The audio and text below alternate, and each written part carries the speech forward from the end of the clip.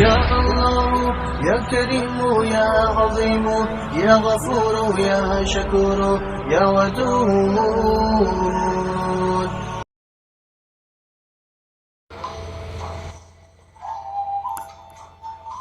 अपने ही गुनाहों का बोझ सर पे उठाए हुए आज इंसान है इंसानों से खौफ खाए हुए। हर जानिब हू का आलम और इंसान घरों में कैद, चमन बुलबुल से खाली फूल भी हैं मुरझाए हुए।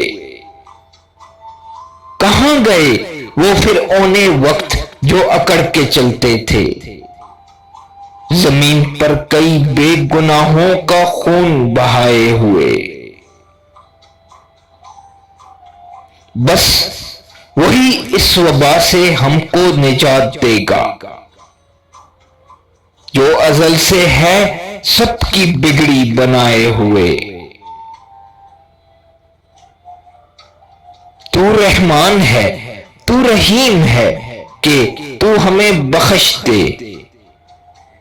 रशीद तेरी बारगाह में खड़ा है हाथ उठाए हुए।